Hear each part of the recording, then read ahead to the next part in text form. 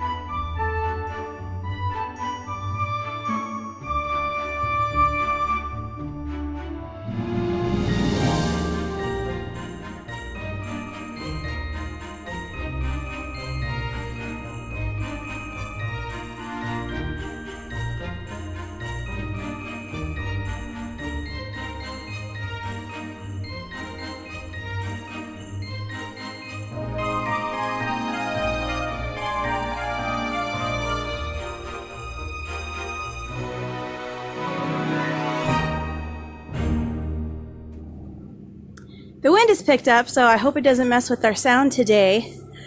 But show you what all has been done. You already saw that the guys got to go into their new little space. And we already have some, oh, you already found a dust pile. Aw, I bet they missed that. There wasn't a space to really do that in here. Yes, look at how muddy he is. That's Everready. Yes, he had a lot of fun right there. That's a happy boy. We have Andres and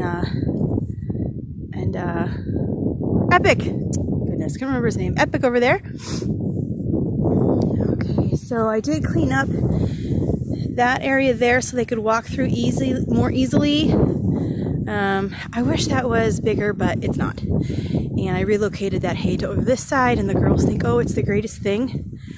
Little tip with alpacas, you don't necessarily have to give them new hay. You just have to stir up the hay that's already there and they think it's new.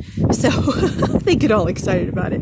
I do that especially with the alfalfa. I flip it over and they think it's new stuff. All right, so we had to enclose this side here. So we use those 2 panels, and this little silver one is for us to walk in and out. It's a little 4-foot wide one. This fencing you saw previous days was already there. Under the trees here, we finished that off.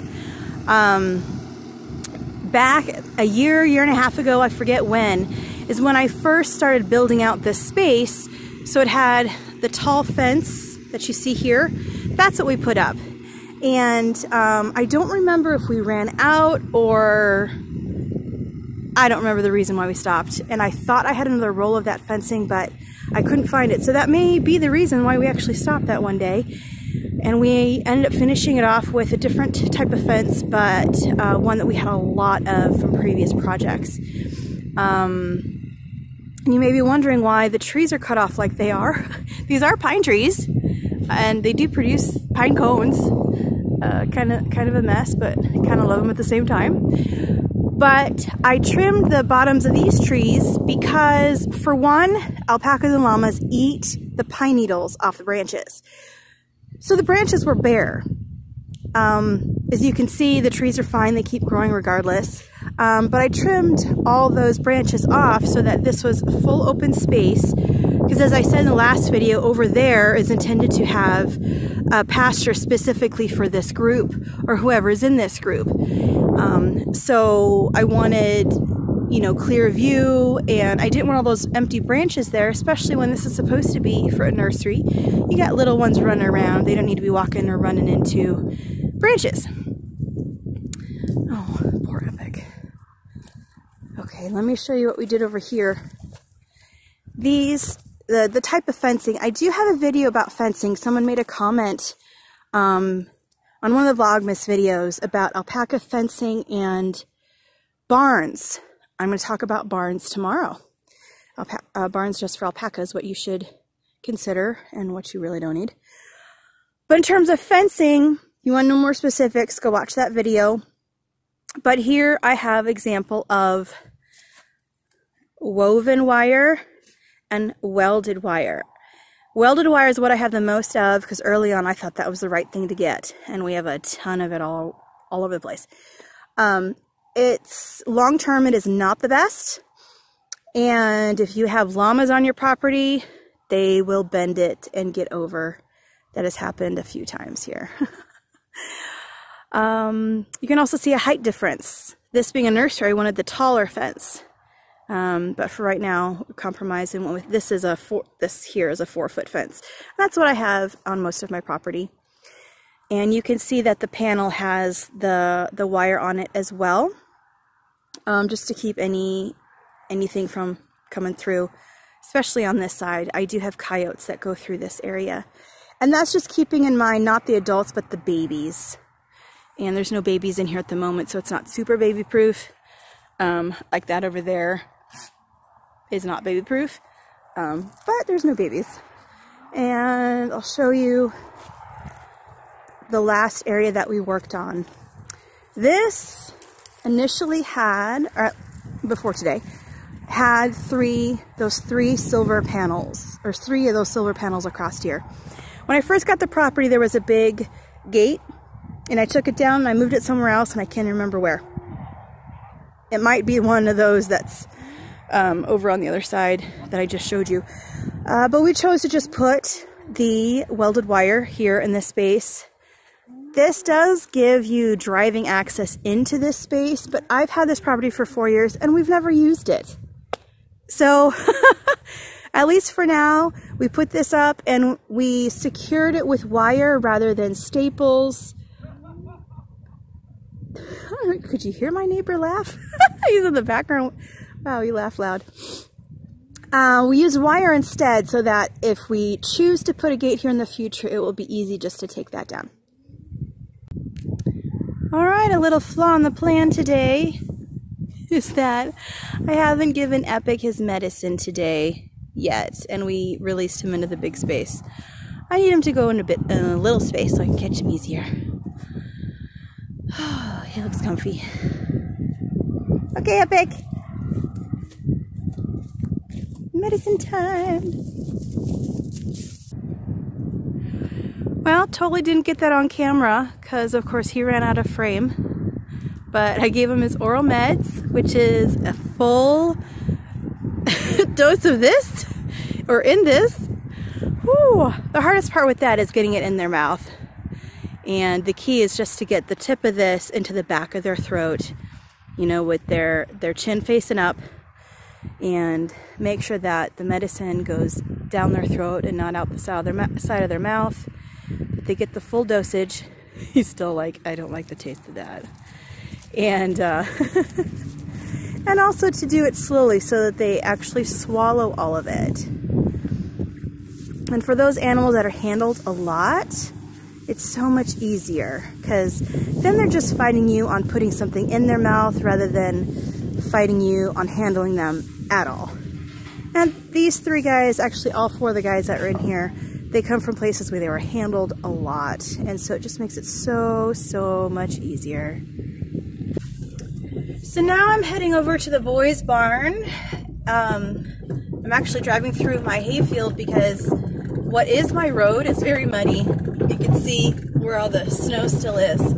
Super muddy. So I'm taking a shortcut and reconnecting to the road in just a little bit here.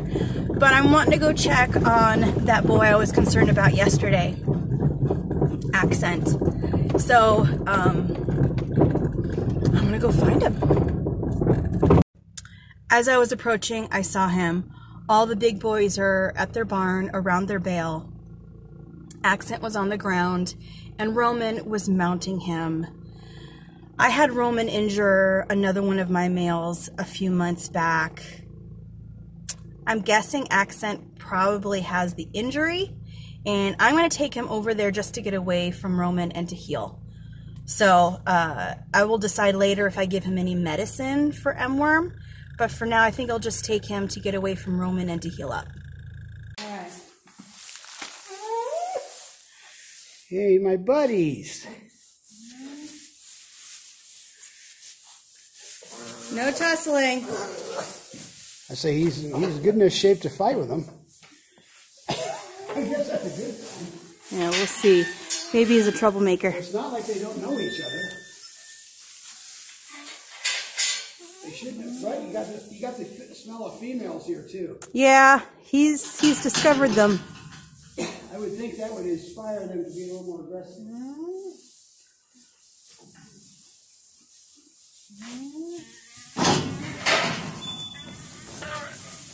I'm thinking he is a troublemaker, Dad. Hold on. Dad, let's put him in his own stall. He's causing problems. So after going after Everready, he came in here and right here, he went after Triton and knocked him over because Triton's still weak in the back. And I was like, oh boy, he is stronger than these guys are, so that's not going to work. So what I've done is put him in a stall by himself. He can see everybody. The guys come in and out of here anyway. The girls come in and out of this area. So he can see other alpacas. He has his hay and his water. And I'm not sure. He was walking kind of funny on his way over here. But like I said, he's still pretty strong. He handled these other guys. So if he has M-worm, it has not affected him too bad at all, which means I can treat him and put him back in with the other group and not leave him here. If he is a bit injured, he could just stay here and rest a bit. In the months that I've had him, he has not been one to be dominated over like I saw today. I told you before, as I was approaching the boys' barn, I saw Roman on him. Well, when I finally got to him, it wasn't Roman anymore, but another one. So for some reason, the other guys are thinking that he is in a weakened position that they can dominate him. And maybe that's him not being able to get up and down too much, or not being able to fight back too well. So regardless, he's going to be in here for a few days. I'm going to see what he's like tomorrow. I'm thinking I'll treat him for M-worm, just in case, and then take him back. If that's the case, he'll be here for 5 days. Yeah, for 5 days. So, sorry, bud. Yeah. It's temporary, though, okay?